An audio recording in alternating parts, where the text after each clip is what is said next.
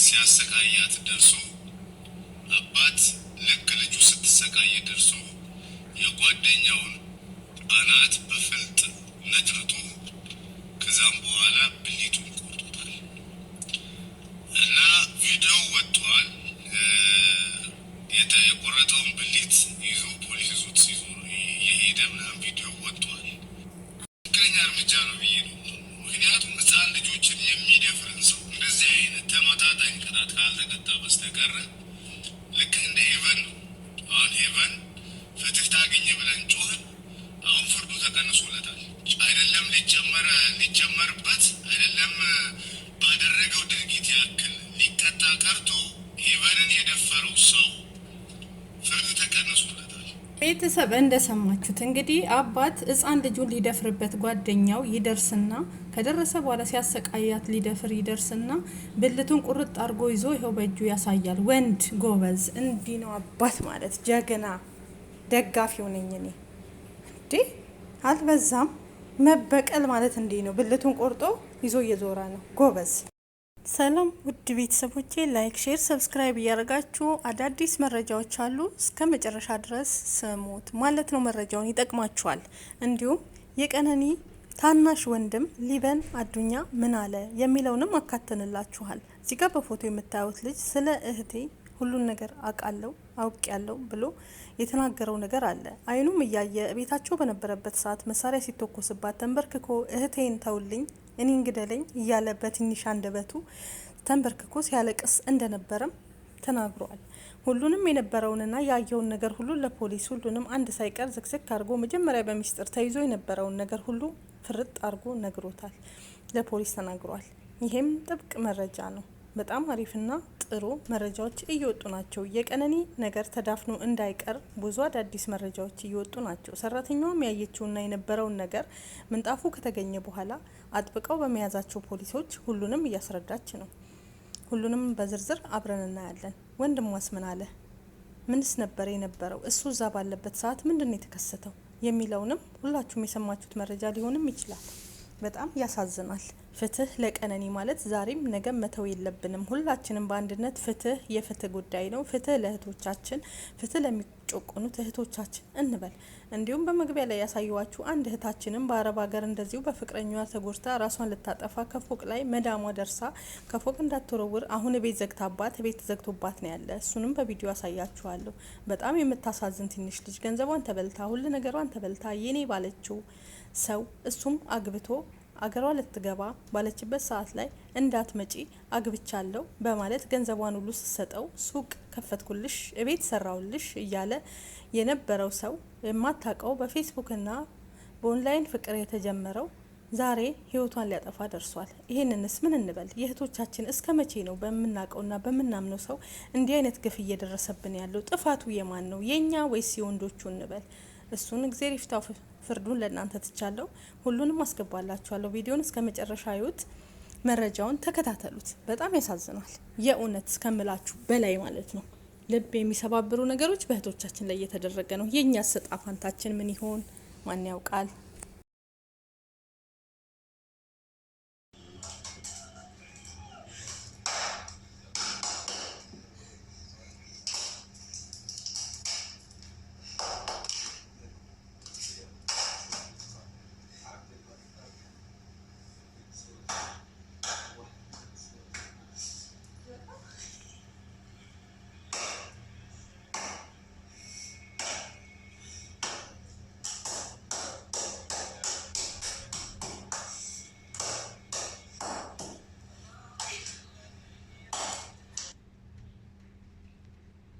መለከትነው ገጽ አዲስ የወጣውን የቀነኒ ፎቶ በመጠቀም እንዲህ የሚል መልእክት ተቀምጦበታል።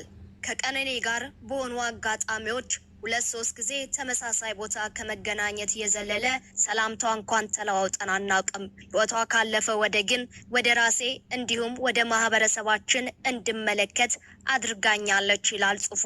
ፎቶና ቪዲዮዋን ባየሁት ቁጥር እርሷ የነበረችበት ሁኔታ ውስጥ ጓደኞቼን ባገኛቸው ምንድነው የማደርገው ብዬ አስባለሁ። እናቷ ምን እየተሰማት ይሆን ብዬ አሰላስላለሁ።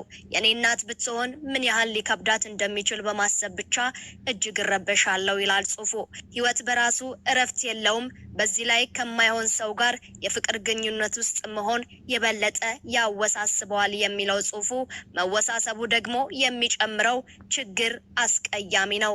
ቀነኔ ከጓደኛዋ ጋር በነበራት የመልእክት ልውውጥ ላይ የአእምሮ እረፍትን የመሰለ ነገር የለም ብላ ነበር።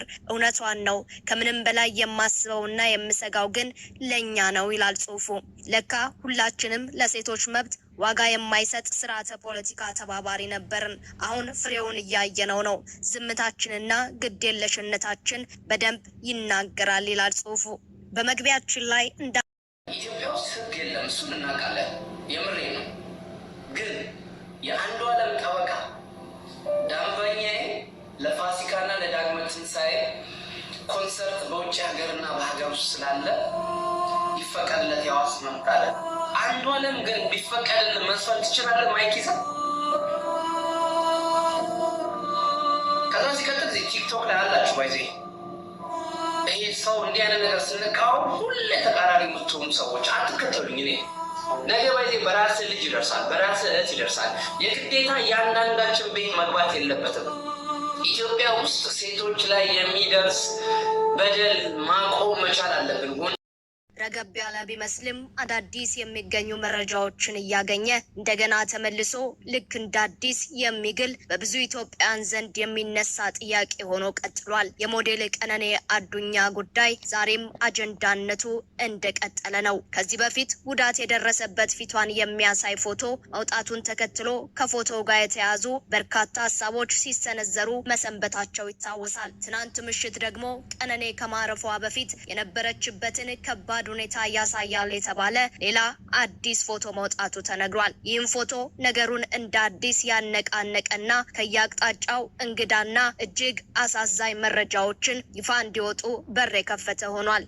ይህም ምስል የቀነኔ አሟሟት መነጋገሪያነቱን እንደገና የቀሰቀሰ ይመስላል። የዚህን ምስል መውጣት ተከትሎ እየተሰሙ ያሉ መረጃዎች ልብን ይሰብራሉ። ትደበደብ እንደነበር ይባስ ብሎ የመሳሪያ ጥቃት ተፈጽሞባት እንደሚያውቅና ይህም ለምስክር የሚሆን አሻራ ዛሬም በቤታቸው እንዳለ ተሰምቷል። አዲስ የወጣው ፎቶ ምን ገጽታ አለው? ምን አይነት ሚስጥሮችን አካቷል? ፎቶ ከወጣ በኋላ ማህበረሰቡ እየሰጠው ያለው አስተያየት ምን ይመስላል? ሁሉንም እናስቃኛቸዋለን። በሌላ በኩል ደግሞ ከቅርብ ሰው የወጣው ቀነኔን የተመለከተ አነጋጋሪ ሚስጥር ያልተጠበቀ ሆኗል። አንዳንዶች ወንድሟ እንደሆነ፣ ሌሎኞች ደግሞ አጎቷ ነው ብለው የሚጠቁሙት ቤተሰቧ ያወጣው አነጋጋሪ ሚስጥር ምንድን ነው? እንነግራቸዋለን። ሰላም ጤና ይስጥልን።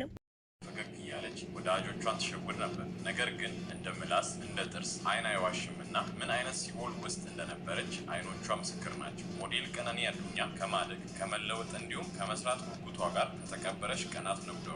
እንዴት፣ ለምን የሚሉ ጥያቄዎች እስካሁን መልስ ያልተገኘላቸው ነገር ግን መልስ የሚሹ ጥያቄዎች ሆኗል። ወላጅ አባቷ በቀነኔ የቀብር ስነስርዓት ላይ እንደጠየቁት የልጄን እውነት አፋልጉኝ፣ የልጄ ደም እንደ አጫሉ ተደብቆ እንዳይቀርብኝ ብለው ነበር። እውነት ነው። እጮኛዋ አንዷለም ታዋቂ ሰው ነው። እውነት ነው። ለመንግስት አካላት ከቀነኔ ይልቅ ቅርብ ነው። በሀብቱ አንድ ደረጃ ከፍ ያለ። አው ልክ ነው። ሽጉጥ ይዞ የሚንቀሳቀስ ሰው ነው። ታዲያ በሀገራችን ኢትዮጵያ ውስጥ ለደህንነቱ ሲባል የግል ጠባቂ የሆነ መሳሪያ የታጠቀ ሰው ነገሮችን ከማንኛውም ሰው በተሻለ መልኩ የማድረግና የመፈጸም አቅም ይኖረዋል። ድምፃዊ አንዷለም ጎሳ ከነዚህ ምንም የማድረግና የመፈጸም አቅም ካላቸው ሰዎች መሀል ይመደባል ይላሉ አንዳንድ ለጉዳዩ ቅርበት ያላቸው ሰዎች። ለዚህም ይመስላል የወላጅ አባቷ አቶ አዱኛ ተደጋጋሚ ተማጽኖና ውትወታ የቀነኒ ሞት አልበቃ ያላቸው ወላጅ አባቷንም እያስፈራሩ ይገኛል። እነዚህ ሰዎች ማን ናቸው? ምንድን ነው የሚፈልጉት? ከሰሞኑ ደግሞ ሌላ መረጃ እየወጣ ይገኛል። ከምትመለከቱት ምስል ጋር በተያያዘ በርካታ መላምቶች እየተሰጡ ይገኛሉ። የሰው ልጅን ያውም ሴት ልጅን በዚህ ደረጃ መደብደብ ለምን አስፈልግም? የደረሱን መረጃዎች ስላሉን በስፋት እንመለስበታለን። የቀነኒ አሟሟት ድንበሩን አስፍቷል። አሳዛኙ የዚች ወጣት ሞት ከራሷ ከቀነኒና ከአንዷለም ጎሳ በተጨማሪ ሌላም ሰው ተጨምሮበታል። ይህ ሰው ማን ነው? ምንድን ነው ሲፈጸመው? ለምን በቀነኒ ህልፈት ውስጥ እጁ ገባ? እንደሚባለውስ እውነት እጁ በቀነኒ ህልፈት ውስጥ አለበት? ቀነኒስ በዚህ ጉዳይ ምን ያህል ተሳትፎ ነበራል? አንዷለምን ነጻ ስለሚያደርጉት የተገኙ ፍንጮችም ይዘናል። በጠቅላላው የአብዛኛውን ሰው ትኩረት የሳበው የቀነኒ አሟሟት ጉዳይ ሌላ መዘዝን ይዞ መጥቷል። አባቷ እንዳሉት የዚች ለጋ ወጣት ደም በቀጠሮ ብዛት ብቻ ደመከልብ ሆኖ ላለመቅረቱ ምን ማረጋገጫ አለ? በዚህ ቪዲዮ ስለ ቀነኒ አሟሟት አዳዲስ መረጃዎች መረጃዎችን ከላይ ስለተጠቀሰው ሰው ማንነትና ምንነት በስፋት የምንነግራችሁ ይሆናል። እስከ ቪዲዮ መጨረሻ በመቆየት እነዚህን ጨምሮ በርካታ ነገሮችን ያሉት ቪዲዮን ላይክ እና ሼር እንዲሁም ጉዳይ አሳዛኝነቱን ቀጥሏል። የተለያዩ መረጃዎች እየወጡ ይገኛሉ። ሲደበድባት ሰራተኛው የቀረጸችው ቪዲዮ አለኝ። ሁሉንም በዝርዝር እንመለከታለን። ላይክ ስለምታደርጉን እናመሰግናለን። በግልጽ ጠቃ እንደነበረ ትመታ እንደነበረ ትደበደብ እንደነበረ ኦሮሚያ ክልል በፓትሮን መጥተው ኬዙን ለኛ ስጡን በሚል ግርግር ተነስቶ እንደነበር ይታወሳል። ሆኖም ድምፃዊ አንዱዓለም አሁን ማዕከላዊ ይገኛል። ጉዳዩን አንዳንድ ሰዎች ወደ ዘር እየወሰዱት ይገኛሉ። የሞተችውም ሆነ ተጠርጣሪው ድምፃዊ አንዱዓለም ከአንድ ብሔር መሆናቸው ይታወቃል። ይሄ የፍትህ ጉዳይ ነው።